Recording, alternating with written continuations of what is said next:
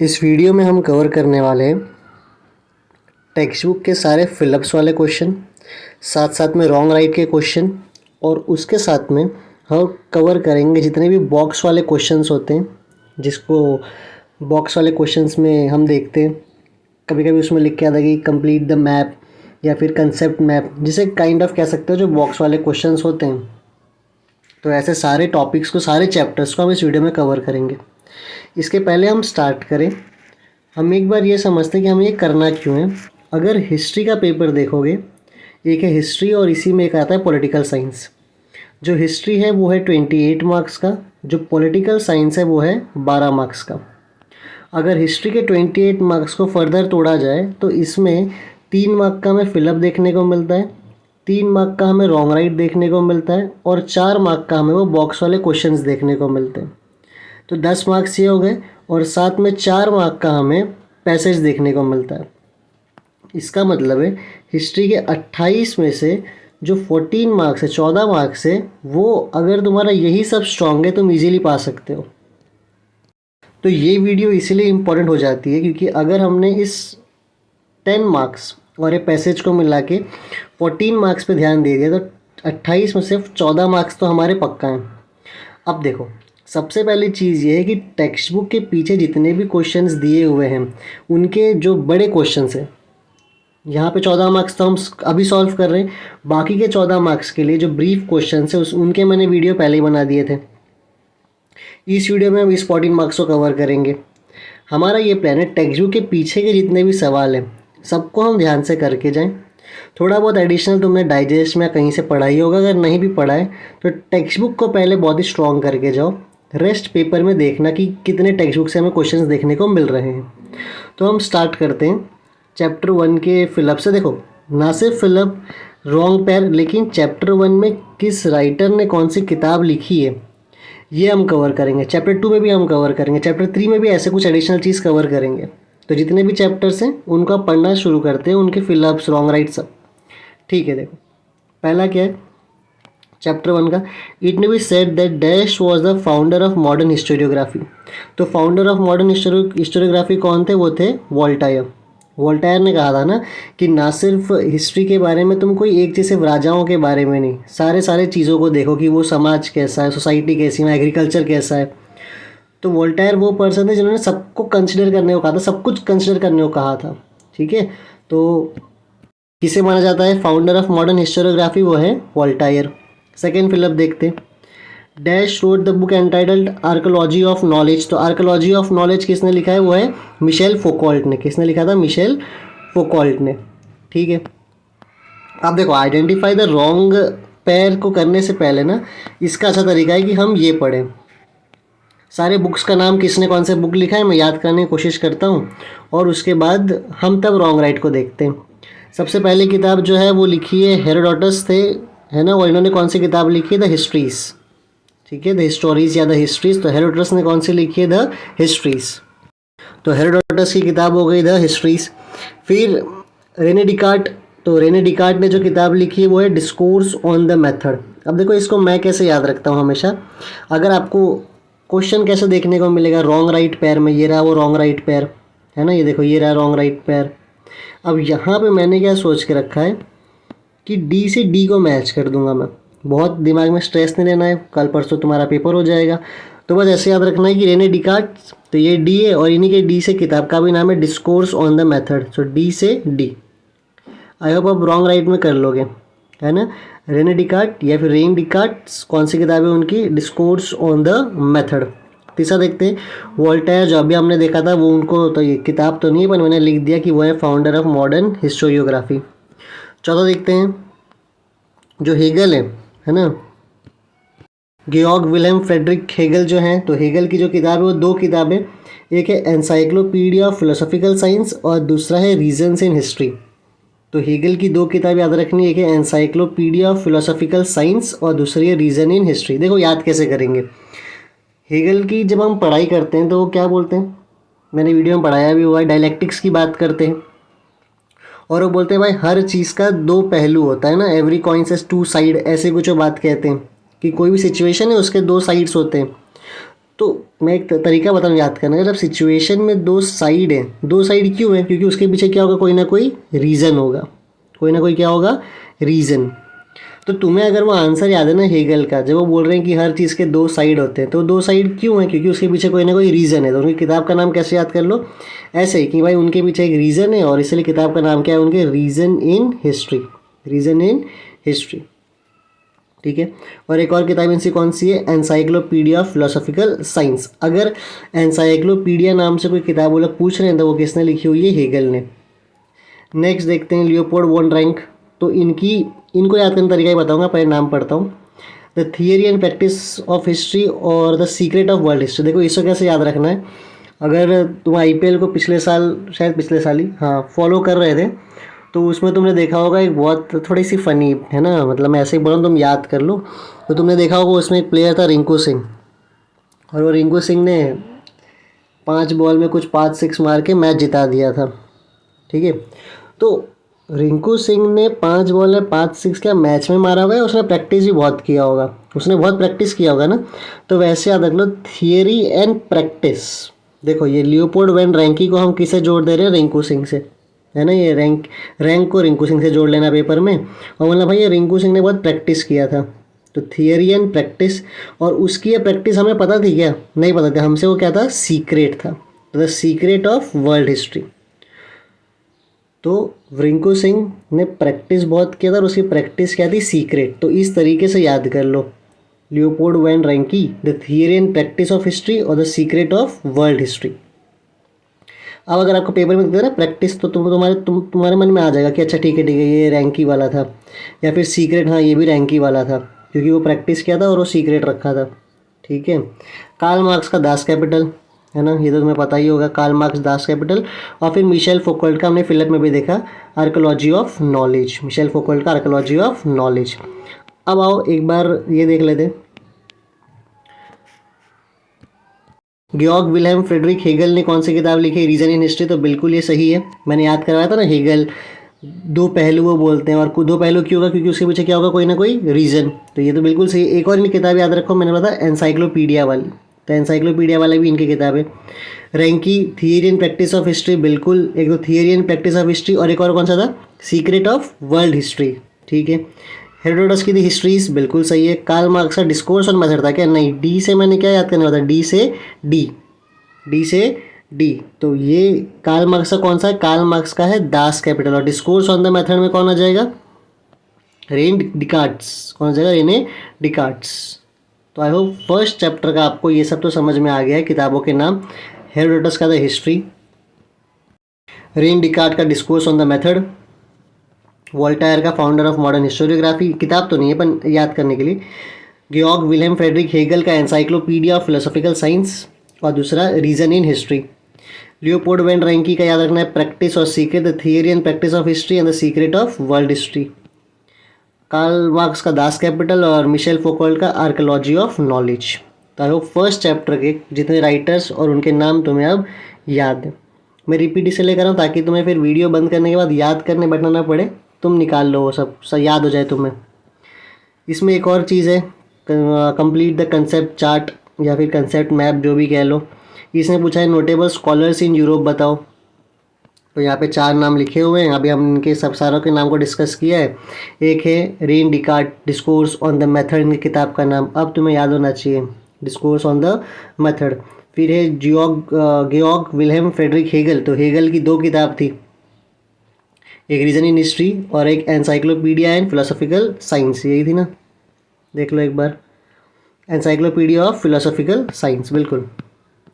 फिर तीसरा नाम है इसमें वोल्टायर, ये है फाउंडर ऑफ मॉडर्न हिस्टोरियोग्राफी। और तीसरे हैं लियोपोल्ड वॉन रैंकी, रैंकी के 2 नाम, theory and practice of history और सीक्रेट ऑफ वर्ल्ड हिस्ट्री। तो आई होप अब तो सारे तुम्हें याद हो गए होंगे चैप्टर नंबर 1 के। तो ठीक है, अब बढ़ते हैं चैप्टर नंबर 2। आराम से बैठ के सुनते चलो, पूरे 9 चैप्टर को कवर करेंगे। ठीक है। चैप्टर नंबर 2 में देखते हैं पहला सवाल, dash was the first director general of archaeological survey of India. तो भाई पहले director general archaeological survey of India के कौन थे, तो वो थे सर अलेक्जेंडर कनिंघम। कौन थे, सर अलेक्जेंडर कनिंघम। देखो आर्कोलॉजिकल सर्वे मतलब वो ज़मीन को जो खोद के पूरी कोई ना कोई चीज़ निकालते हैं ज़मीन से जो मिल जाए, फिर उस पर रिसर्च करते हैं। तो हमारे जब देश में ये सर्वे का डिपार्टमेंट खुला तो उसके पहले डायरेक्टर जनरल कौन थे? Sir Alexander Cunningham. ठीक है, आगे चलते हैं नेक्स्ट सवाल पे। Dash translated the Sanskrit text of Hitopadesha in German language. तो भाई वो कौन थे? वो थे फ्रेडरिच मैक्स मुलर। अभी हम इनके बारे में और पढ़ाई करेंगे, पर याद रखो अभी के लिए कि फ्रेडरिच मैक्स मुलर ने हितोपदेश को जर्मन लैंग्वेज में ट्रांसलेट किया था। अब वापस से आ चुका आइडेंटिफाई द रॉन्ग पेयर, और रॉन्ग पेयर के लिए पहले हम सारी किताबों का नाम देख लेते हैं और फिर खुद ही हम रॉन्ग पेयर को देख लेंगे। ठीक है, आओ देख लेते हैं पहले रॉन्ग पेयर और उसके पहले किताबों का नाम। सबसे पहला जो किताब हमें याद रखना है वो है कल्हन या कल्हाना, जो भी कहो, कल्हन ही कहते हैं मोस्टली। तो जो कल्हन की किताब थी वो थी राज तरंगिनी। जो अगर तुम्हें याद हो, कल्हन की किताब राज तरंगिनी कश्मीर के ऊपर थी। ठीक है, तो कल्हन की राज तरंगिनी। सेकेंड है बाबर की ऑटोबायोग्राफी। कौन सा, क्या नाम है उनकी उस ऑटोबायोग्राफी की? तुजुके बाबरी। तो कल्हन की राज तरंगिनी और बाबर की ऑटोबायोग्राफी का नाम क्या है? तुजुके बाबरी। फिर है ज़ियाउद्दीन बरौनी। ज़ियाउद्दीन बरौनी की किताब का नाम है तारीख ए फ़िरोज़शाही। तो ज़ियाउद्दीन बरौनी का है तारीख ए फ़िरोज़शाही। अभी याद कर लो, कल्हन की राज तरंगिनी, बाबर की तुजुके बाबरी और ज़ियाउद्दीन बरौनी की तारीख ए फ़िरोज़शाही। फिर जेम्स मिल, जेम्स मिल का है the history of British India. और माउंट स्टॉट एल्फिंस्टोन का है द हिस्ट्री ऑफ इंडिया। देखो इसको कैसे याद रखना है बता देता हूँ, ज़्यादा टेंशन मत लो। देखो इनका जेम्स मिल का नाम छोटा लेकिन किताबों का नाम बहुत बड़ा रखा है। माउंट स्टॉट एल्फिंस्टोन का नाम बहुत बड़ा है पर किताब का नाम थोड़ा छोटा है। तो जेम्स मिल की अगर किताब देखोगे तो वो है history of British India, history of British India. और अगर माउंट स्टॉट एल्फिंस्टोन की देखोगे तो हिस्ट्री ऑफ इंडिया। देख रहे हो? तो James Mill the history of British India. देखो दोनों में the history of India, the history of India, पर जेम्स मिल में क्या आ जाएगा? History of British India. Mountstuart Elphinstone नाम बड़ा है पर किताब का नाम जेम्स मिल से छोटा है, वो क्या है? History of India. ठीक है। Grand Duff the history of Marathas. तो मराठा की हिस्ट्री के बारे में किसने लिखा है? ग्रैंड डफ ने। Grand Duff the history of Marathas. और कॉलोनियल टोड ने लिखा है राजस्थान हिस्ट्री। अब इसको ध्यान से याद कर लो। James Mill the history of British India, Mountstuart Elphinstone the history of India, Grand Duff ने लिखा है हिस्ट्री ऑफ मराठा और कॉलोनियल टोड ने लिखा है राजस्थान हिस्ट्री। ठीक है। अब ये जो नाम हम जज देख के आए फ्रेडरिक मैक्स मुलर, जिनके ऊपर फिलिप भी था, ये देख लेते हैं इन्होंने क्या काम किया। फ्रेडरिच मैक्स मुलर का सबसे पहला काम है translated Sanskrit text of Hitopadesha into German language. तो भाई जो संस्कृत में किताब थी हितोपदेश, उसको उन्होंने किस भाषा में ट्रांसलेट करके लिख दिया? जर्मन लैंग्वेज में। किसने? मैक्स मुलर ने। तो मैक्स मुलर ने संस्कृत में जो हितोपदेश थे उसे किस में कर दिया? जर्मन लैंग्वेज में। He was the editor of 50 volumes of the sacred books of the east. तो भाई इन्होंने, ये एडिटर थे, एडिट करना मतलब उसमें कुछ जोड़ना वोड़ना ना, एडिट करना लिखना नहीं है, एडिट किया इन्होंने। किस किस एडिट किया? 50 वॉल्यूम्स है ना, जैसे वॉल्यूम 1 वॉल्यूम 2 आता है ना, वैसे 50 वॉल्यूम किसके? The sacred book of the east. तो दो, पहला काम इनका था हितोपदेश संस्कृत से इन्होंने जर्मन में लिख दिया, जर्मनी लैंग्वेज, जर्मन की भाषा में लिख दिया। साथ साथ में इन्होंने the secret book of the East को एडिट किया और इन्होंने कंपाइल किसको किया? ऋग्वेद को। लिखा नहीं बेटा, कंपाइल किया, है ना, फ़र्क होता है लिखना और कंपाइल करना, मतलब सबको एक इकट्ठा करना। तो किसको कंपाइल किया इन्होंने? ऋग्वेद को। ठीक है, तो इनके 3 मैक्स मुलर के 3 काम याद रखना। हितोपदेश जर्मन लैंग्वेज में, संस्कृत से जर्मन में कर दिया इन्होंने। सेकेंड काम जो हमें याद रखना है, the secret books of the East को इन्होंने एडिट किया और कंपाइल किया ऋग्वेद को। ठीक है, अभी रिवाइज करेंगे, एक दो नाम और देख लेते हैं। वी.के. राजवाड़े को अगर देखोगे तो मराठ्यांच्या इतिहासाचे साधने। वी.के. राजवाड़े का हमें याद रखना है मराठ्यांचे इतिहासाचे साधने। ये अगर इनके क्वेश्चन भी है ना तो उसमें तुम देखे होगे कि क्वेश्चन आंसर्स में भी ये याद करना होता है हमें, मराठ्यांच्या इतिहासाचे साधने इनका किताब। फिर विनायक दामोदर सावरकर, इनका किताब है the Indian war of independence 1857। मुझे पता है अब तुम्हारे दिमाग में हैवी हो रहा है इसलिए मैं रिवाइज करा देता हूँ। कल्हन की कौन सी थी? कल्हन की है राजतरंगिनी। बाबर की कौन सी? तुजुके बाबरी। ज़ियाउद्दीन बरौनी का तारीख ए फ़िरोज़शाही। जेम्स मिल का है the history of British India. Mountstuart Elphinstone का है the history of India. Grand Duff का है history of Maratha. Colonel Tod का है Rajasthan history. Max Muller Hitopadesha को जर्मन लैंग्वेज में किए। The secret books of the East को एडिट किया गया उनने किया, और साथ साथ में ऋग्वेद को कंपाइल किया. वी.के. राजवाड़े मराठ्यांच्या इतिहासाचे साधने. Vinayak Damodar Savarkar the Indian war of independence 1857, ये किताब किसने लिखी? विनायक दामोदर सावरकर. महात्मा फुले गुलामगिरी. ठीक है, महात्मा फुले का कौन सा किताब याद रखना है हमें? गुलामगिरी. हालांकि किताब में शायद और एक दो किताब बुक टेक्स्ट बुक में एक होता और नाम है, शायद होगा तो देख लेना. Mahatma Phule Gulamgiri. Comrade Dange primitive communism to slavery.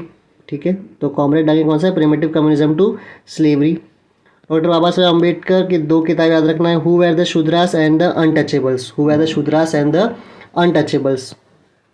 Tarabai Shinde Stri Purush Tulana, और Pandit Ramabai the high caste Hindu women. तो Pandit Ramabai the high caste Hindu women.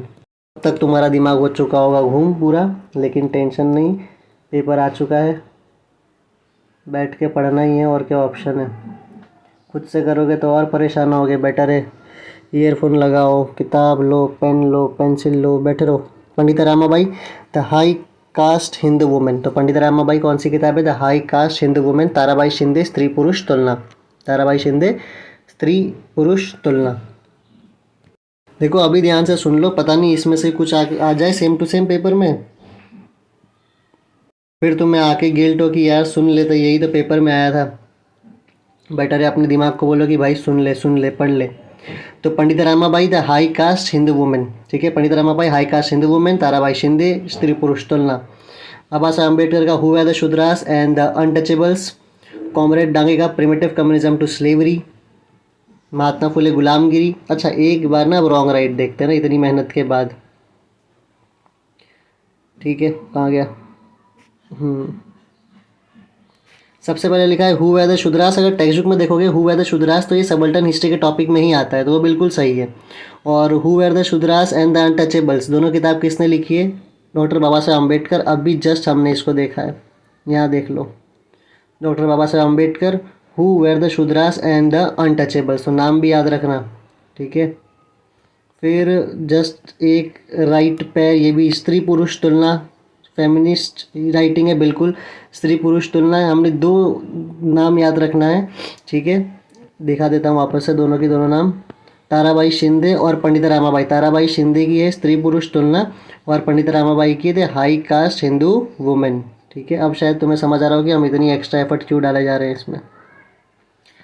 फिर तीसरा है the Indian war of independence 1857. ये मार्क्सिस्ट में है, तो ये मार्क्सिस्ट में नहीं आएगा. The Indian war of independence याद करो 1857, ये किसने लिखी है ना? तो सावरकर जी ने किताब लिखी थी, दिखा देता हूँ मैं. तो विनायक दामोदर सावरकर, इन्होंने किताब लिखी है. और जो आखिरी ग्रैंड रफ कोलोनियल हिस्ट्री, तो बिल्कुल ग्रैंड रफ कोलोनियल हिस्ट्री में आता है. ग्रैंड रफ ने कौन सी किताब लिखी थी? राजस्थान की हिस्ट्री. ठीक है, मैं दिखा देता हूँ. नहीं सॉरी, महाराष्ट्र वाली आएगी. कोलोनियल तोड़ की राजस्थान की आएगी, और ग्रैंड रफ की द हिस्ट्री ऑफ मराठास आएगी. बिल्कुल ठीक है, तो grand rough history of Marathas. तो ये थोड़े से नाम है जो कोशिश करो कि याद रह जाए. पेपर में रॉन्ग राइट में अगर थोड़े से बाहर से क्वेश्चन आते हैं तो तुमसे गलती ना हो जाए. ये तो खैर तुम्हें याद रखना ही है, और टेक्स्ट बुक के पीछे तो अब तक तुम्हें पता ही होगा इनमें से रॉन्ग पेयर कौन सा है.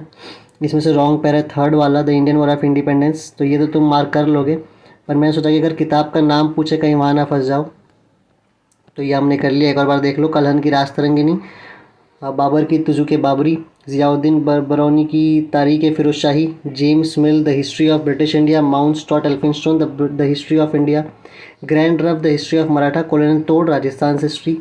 मैक्स मुलर की 3 काम थे. संस्कृत टेक्स्ट जो हितोपदेश में था जर्मन लैंग्वेज में किया. Secret books of the east, और इन्होंने कंपाइल किया ऋग्वेद को. वी.के. राजवाड़े मराठ्यांच्या इतिहासाचे साधने. Vinayak Damodar Savarkar the Indian war of independence 1857. Mahatma Phule की गुलामगिरी.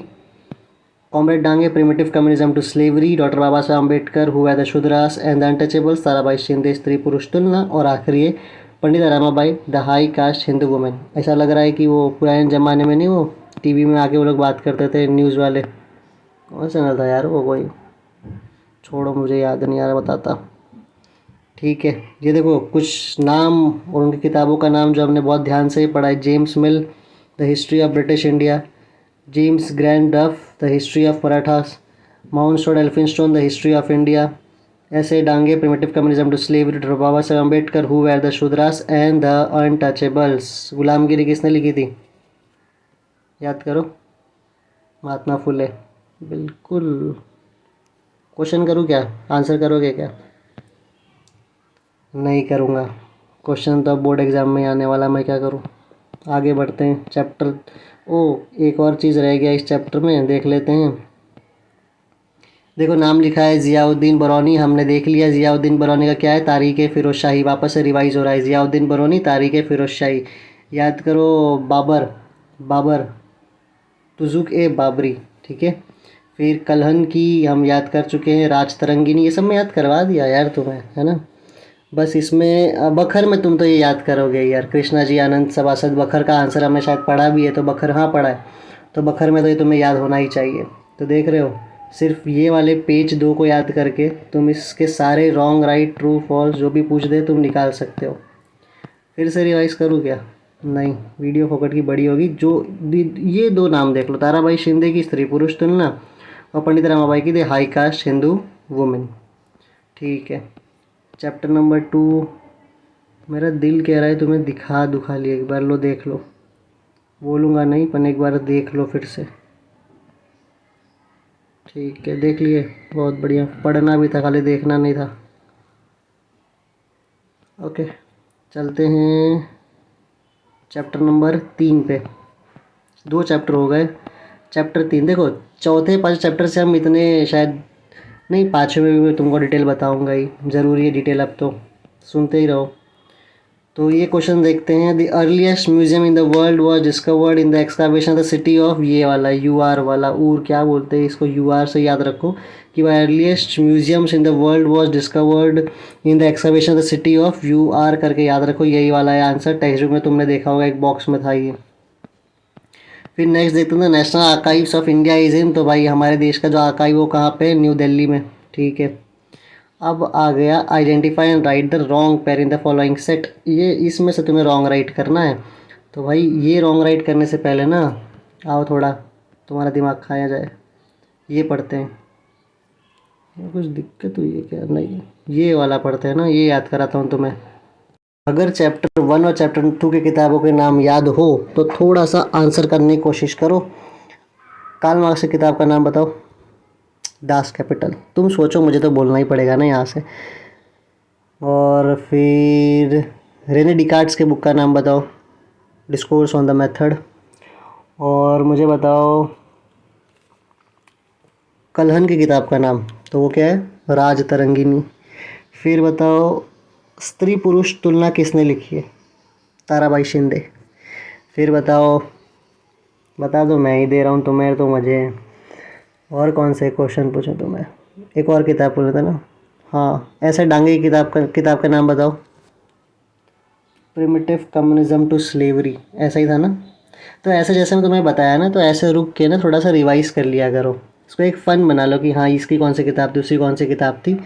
अब आते हैं हम इसमें, ये पेज से मुझे हमेशा लगता है कि क्वेश्चन एक पूछना ही चाहिए, तो देख लेते हैं इसको। देखो ये है the Indian traditions declared as oral and intangible heritage, तो ओरल है और इनटेंजिबल हेरिटेज है।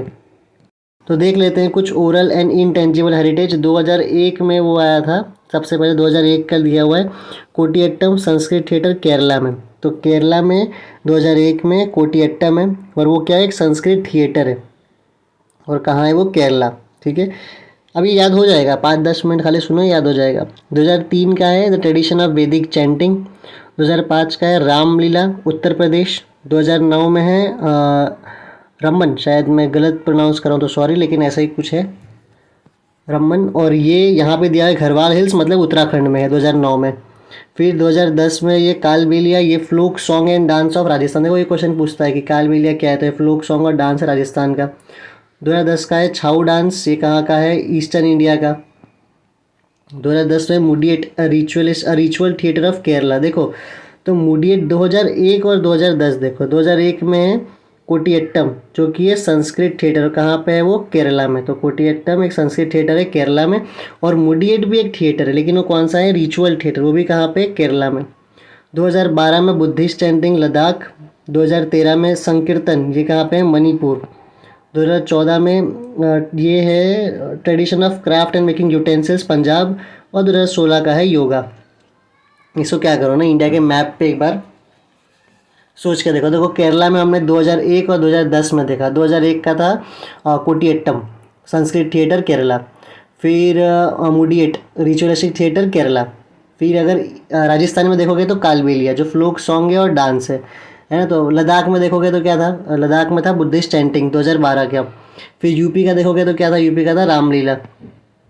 हाँ, तो खाली स्टेट्स को एक बार देखते रहो और फिर तुम्हारा बन जाएगा। फिर उत्तराखंड में कौन सा था, तो वो था रमन करके।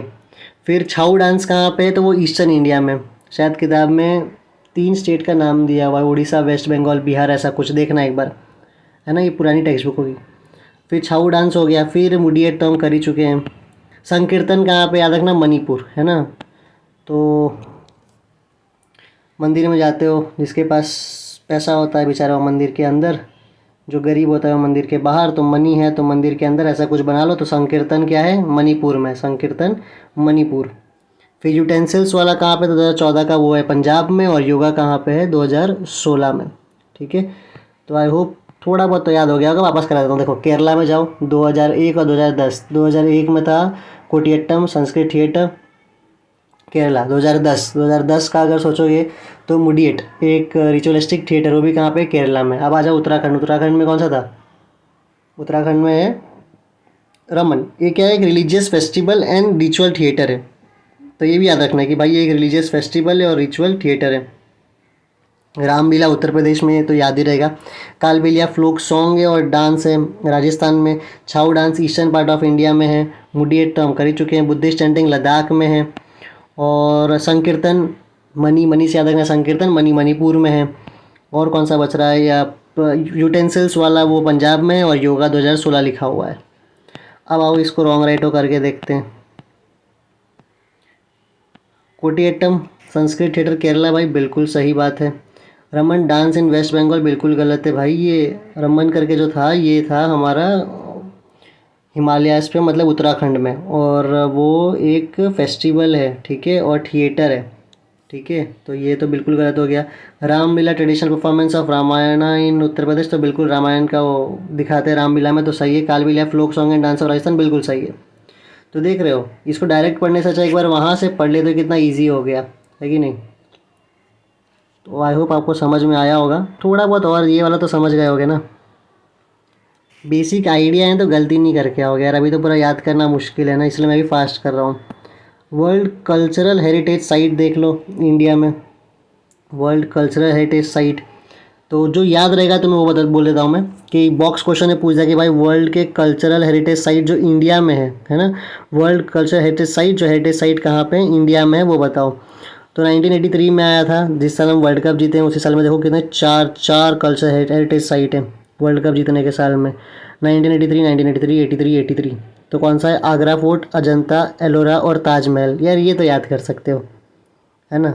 आगरा फोर्ट, ताजमहल, अजंता केव, एलोरा केव, ये सब कब में है, 1983 में। फिर 1984 में देखो दो है ना, महाबलीपुरम में ग्रुप ऑफ मॉन्यूमेंट्स, और 1984 में कौन सा, सन टेम्पल कोणार्क। तो मेरे हिसाब से पहले ना वर्ल्ड कल्चर हेरिटेज साइट 4 को पहले पकड़ लो, आगरा फोर्ट, अजंता केव, एलोरा केव्स और ताजमहल। फिर एक जगह मैं भी घूम के आया, 1987 का एलिफेंटा केव। अभी 2 शॉर्ट्स में डाले हैं, उसमें मैं चल रहा हूँ खाली, और एक में तो हंस रहा हूँ, एक में चल रहा हूँ। वो खाली गाना लगाने के लिए मैंने लगाया है उसको। तो न ये याद रख लेना यार, है ना, पेपर में अगर आ गया तो कि यार तुम्हारा सर घूम के आया ना। एलिफेंटा केव 1987, फतेहपुर सीकरी। और कुछ नाम देख लेते हैं, और कौन सा आसान कोई जो तुम जानते हो। कुतुब मीनार 1993, हुमायूं स्तूप 1983। कुतुब मीनार तो तुम जानते होगे यार, नाम सुना होगा तुमने। तो जो नाम, छत्रपति शिवाजी महाराज टर्मिनल्स 2004, ये याद रखना। Chhatrapati Shivaji Maharaj terminals 2004। Red fort तुमने सुना होगा, red fort complex, Jantar Mantar Jaipur 2010। रानी की वाव, शायद ये ना अपने पुराने नोटों में भी होता था, मुझे भी याद नहीं आ रहा है, शायद 2014 रानी की वाव। फिर नालंदा यूनिवर्सिटी कहाँ गया, हाँ ये रहा नालंदा यूनिवर्सिटी। ठीक है, तो 2, 4, 5 से जितना याद कर सको वर्ल्ड कल्चर हेरिटेज साइट याद कर लेना। ये तो भूलना ही मत यार। अगर मैं घूम के आया ना, मैं घूम के आया तो तुम्हें याद होना चाहिए। Elephanta caves culture heritage site में आता है 1987। साथ साथ में आगरा फोर्ट, अजंता, एलोरा, ताजमहल। मेरा मन करता है ना ये सब नाम देख रहे हो, एक ही जगह घूम के वीडियो बनाते रहूँ घूम घूम के मस्त। अब देख लेते हैं वर्ल्ड नेचुरल हेरिटेज साइट। तो नेचुरल हेरिटेज साइट में 19 देखो पहले साल देख लो, 1985, 85, 85। तो 1985 में है Kaziranga national park, Keoladeo national park और मानस वाइल्ड लाइफ सेंचुरी। बॉक्स में पूछ सकता है भाई वर्ल्ड नेचुरल हेरिटेज साइट, ये भाई ये कल्चरल था। ये कौन सा है? कल्चरल। ये कौन सा है? नेचुरल। तो काजीरंगा, केवलादेव और मानस ये तीनों है 1985 का। ठीक है, Kaziranga national park, Keoladeo national park और मानस वाइल्ड लाइफ सेंचुरी 1985। 1987 में कौन सा है? Sundarban national park. 1998 का Nanda Devi and valley of flowers national park. 2012 का वेस्टर्न घाट और 2014 का ग्रेट हिमालयन नेशनल पार्क। तो पहले तीन याद करो 1985 के, काजीरंगा, केवलादेव और मानस। काजीरंगा, केवलादेव और मानस। ये लोग को ना रॉन्ग राइट ने पूछ लेना चाहिए एक बार। गजब सब बच्चे गलत करके आएंगे ना, इतना थोड़ी पढ़ के जाते हैं ज़्यादा करके सब। तो 85 में काजीरंगा, केवलादेव और मानस। 87 में एक ही है, सुंदरबन नेशनल पार्क। ठीक है, 1998 में भी एक है, Nanda Devi and valley of flowers. अच्छा 2005 भी है, तो नंदा देवी 1988 का है। 2012 में कौन सा है? वेस्टर्न घाट। याद रखना यार, 2012 में वेस्टर्न घाट। ये तीन तो मुझे तुम्हें याद रहना चाहिए। 85 में केवलादेव, काजीरंगा और मानस। 1987 में कौन है? Sundarban national park. और मिक्स्ड कौन सा है? Kanchenjunga national park. Kanchenjunga national park. तो एक बार मैंने ऐसे रिवाइज़ करा दिया तुमको कि थोड़ा बहुत देख के जाना। कल्चरल वाला, फिर ये इंटेंजिबल वाला और ये नेचुरल वाला, कि कुछ तो करके आओ पेपर में। अब यहाँ पे देखो पूछ लिया टेंजिबल और इंटेंजिबल बताओ। ये बहुत इंपॉर्टेंट है। Ancient sites, buildings, artefacts, manuscripts, sculptures, painting. अब तक तुमने पढ़ लिया होगा यार टेंजिबल में। और इनटेंजिबल में old tradition, traditional knowledge, social custom, style of performing. ये तुमने अब तक पक्का पढ़ लिया होगा। नहीं पढ़ा है इस वाले में तो मैं नहीं बता रहा। 32 मिनट हो गया है, ऐसे ही पूरा पूरा एक एक समझाते रहा तो बहुत टाइम होगा। ये पढ़ना खुद से, कल्चरल हेरिटेज मैं बोल रहा हूँ पढ़ना खुद से। कल ही पेपर में आ गया तो मुझे लगेगा यार। देख लो एक बार ना, टेंजिबल में कौन सा? Ancient sites, buildings, artefacts, manuscripts, sculpture. मतलब जो पेंटिंग वेंटिंग है। स्कल्पचर मतलब कोई पुतला उतला बनाया हुआ, सब किस में आता है? टेंजिबल, जिसको तुम टच वच कर सकते हो ना, वो आ गया टेंजिबल में। इनटेंजिबल को तुम टच वच नहीं कर पा रहे, जैसे ओरल ट्रेडिशन, कोई भाषा हो गई, कोई ट्रेडिशनल नॉलेज होगा, कोई ज्ञान, जैसे हल्दी खाने से तुम्हारी जो चोट है वो ठीक हो जाए, दर्द कम हो जाए, वो सब ट्रेडिशनल नॉलेज मान लो। Social custom and rituals of celebrating festivals. अब भाई जो हर घर का रिचुअल्स है थोड़ी हर जगह कहीं लिखा हुआ है ना। उसके बाद में स्टाइल ऑफ परफॉर्मिंग आर्ट्स, फिर सर्टन कोई स्केल हो गया, कोई कस्टम हो गया। तो थोड़ा बहुत इसमें से याद रखना, ये आ सकता है टेंजिबल इंटेंजिबल। तो इसके साथ हम अपना पूरा करते हैं चैप्टर नंबर 3 भी। अब चलते हैं चैप्टर नंबर 4 पे। चैप्टर 4 बहुत जल्दी हो जाएगा, इसमें कुछ है ही नहीं, 2 मिनट में पूरा करते हैं। Choose the correct option from the given options. ठीक है, the art of painting and sculpting are visual art. भाई एक होता है विजुअल आर्ट और एक होता है परफॉर्मिंग आर्ट। तो पेंटिंग और स्कल्पचर किस में आता है? Visual art. डांस गाना किस में आएगा? Performing art. ठीक है। Dash of the rise of Mathura school. तो भाई कुषाण पीरियड याद रखना। मथुरा स्कूल का राइज किसने देखा है? कुषाण पीरियड ने। अब identify and right wrong pairs में ढूंढना है, तो इसमें रॉन्ग पेयर से देख लेते हैं। वो कौन सा? छत्रपति शिवाजी महाराज दिल्ली। तो भाई वो दिल्ली में नहीं, मुंबई में है। छत्रपति शिवाजी महाराज रेलवे टर्मिनल्स कहाँ पे है? मुंबई में। बाकी सब सही है, तो याद रखना कि कुतुब मीनार मेहरौली, गोल गुम्बज बीजापुर, अभी बीजापुर उसे कहते हैं, और ताजमहल आगरा। ठीक है, ये तो तुम कर लोगे भाई, ये तो ईजी है। चैप्टर नंबर कौन सा पूरा हो गया? 4। अब आ गया हूँ चैप्टर नंबर 5। देखा चैप्टर 4 में बड़े तेज़ी से अपन आगे बढ़े ना। चैप्टर 5 में थोड़ा सा और वक्त लगाएंगे, क्योंकि कुछ किताबों का नाम रखना है। फिर 6, 7, 8, 9 और 5-10 मिनट में पूरा हो जाएगा। आओ फटाक से चैप्टर 5 देख लेते हैं। ये मेरे हिसाब से तुम लोग को बहुत भारी लगेगा यार, पढ़ने और सुनने में, पर झेल लो, क्या करोगे। First English newspaper in India was started by James Augustus Hicky. तो भाई जो पहला इंग्लिश न्यूज़पेपर था वो किसने शुरू किया था? जेम्स ऑगस्टस हाइकी ने। हाइकी हिक्की जो भी बोल लो। फिर television is an dash medium. तो टेलीविज़न कौन सा मीडियम है? Audio visual medium. ठीक है। आगे आइडेंटिफाई द रॉन्ग पेयर, और रॉन्ग पेयर के पहले छोटा सा देखो कितना जल्दी चैप्टर 6 आ जाएगा, ये याद कर लेते हैं फटाक से। सब न्यूज़पेपर और उनके राइटर्स का नाम। कंटाल गए होगे भाई तुम तो सुनते सुनते ना, कोई बात नहीं, 1-2 घंटा ऐसा मेहनत भी किया करो जीवन में। देखो जेम्स ऑगस्टस हाइकी की कौन सी जो न्यूज़पेपर है वो कौन सा है, बंगाल गैजेट। तो जेम्स का कौन सा है, Bengal gazette, James Bengal gazette. Bal Shastri जाम्बेकर दर्पण, बाल शास्त्री जाम्बेकर दर्पण।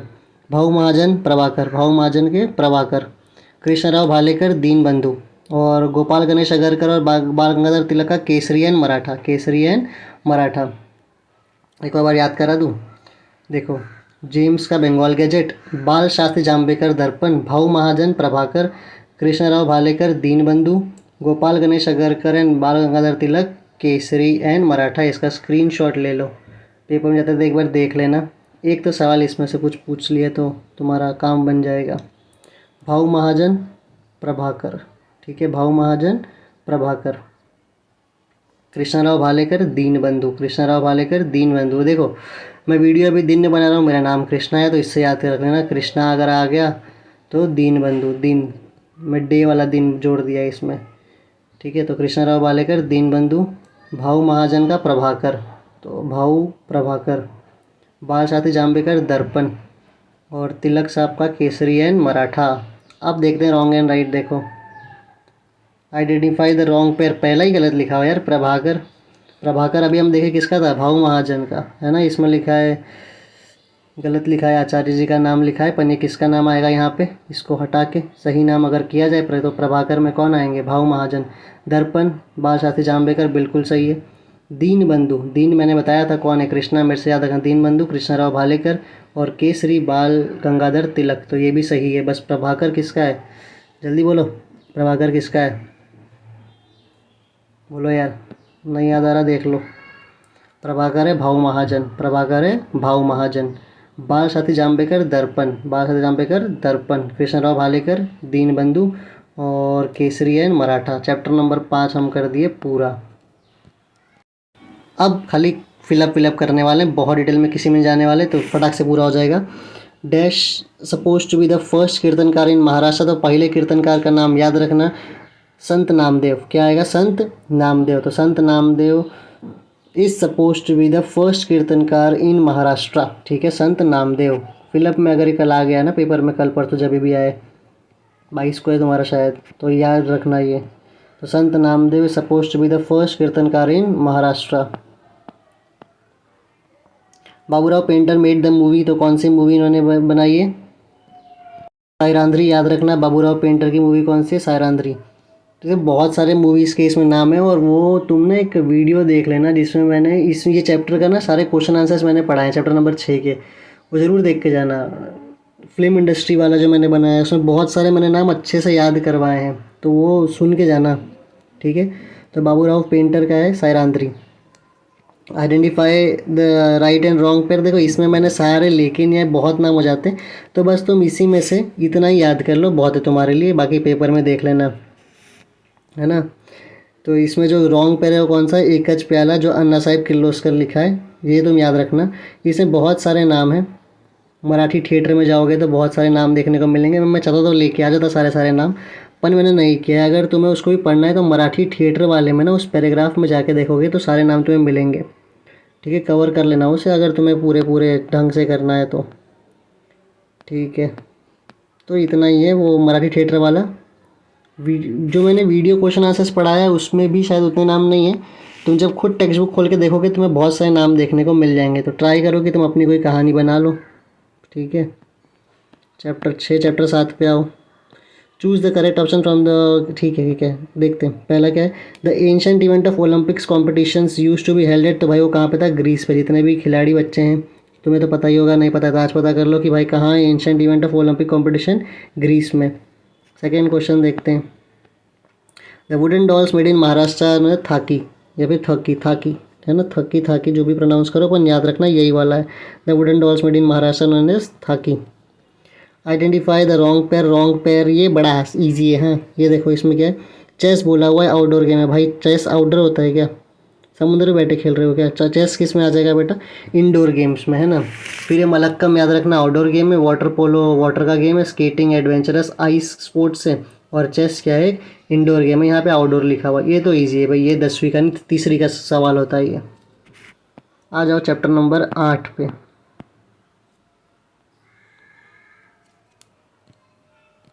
हाँ तो चैप्टर नंबर 8 देखते हैं, चूज द करेक्ट। ठीक है, Thomas Cook established a travel agency selling, तो भाई वो क्या सेल करता था थॉमस कुक? वो सेल करता था टूरिस्ट के टिकट्स, है ना। अभी तुम्हारा बोर्ड पूरा होगा, तुम भी भटकोगे यहाँ वहाँ, अपने आप को टूरिस्ट मान लेना, कहीं भी चले जाना घूमने। तो Thomas Cook established travel agency क्या सेल कर रहा था? वो टूरिस्ट टिकट्स। ठीक है, Bhilar is known as the village of books, तो भाई व्हीलर देखोगे चैप्टर जब खत्म होता है ना तो उसमें वो येलो कलर का शायद बॉक्स में दिया हुआ है व्हीलर के बारे में, जहाँ हर घर में किताब लिख रखी हुई है ना। महाबलेश्वर के बारे में पढ़ते हो उसी के उसी टाइम पे जब ये आता है। तो Bhilar is known as the village of books. Wrong pair right pair फिर से देखना है। ताडोबा रॉन्ग पैर है यहाँ पे, ताडोबा में यहाँ पे दे रॉक कट केव, उसमें ताडोबा कोई रॉक कट केव नहीं है। माथेरान, इसका ही मैंने शॉर्ट्स डाला हुआ है, भूलना मत, हिल स्टेशन है। ताडोबा रॉक कट केव नहीं है। कोल्हापुर पिलग्रिमेज सेंटर और अजंता है वर्ल्ड हेरिटेज साइट, ये अभी भी हम देख के आए, Ajanta, Ellora, Agra fort, Taj Mahal 1983 cultural heritage site, वापस मैंने याद करवा दिया। ठीक है, तुमको भी मैंने इतना मेहनत किया है, तुम सारे मेरे को गूगल पे करो 1-1 लाख रुपया। चलो चैप्टर 9 को देख लेते हैं।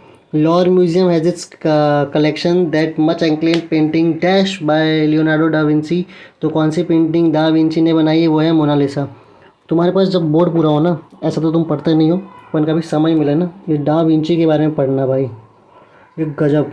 मतलब जैसे मुझे अपना आर्ट पढ़ाना बहुत ज़्यादा पसंद है, वैसे इनको अपना काम बहुत ज़्यादा पसंद था, लेकिन हमारी इनके सामने कोई औकात नहीं भाई। ये आदमी बहुत रिसर्च करके अपना काम करता था, मस्त आदमी था ये। इसके बारे में पढ़ना कभी, टाइम पास करा रहा हूँ तुम्हारा, आगे पढ़ो।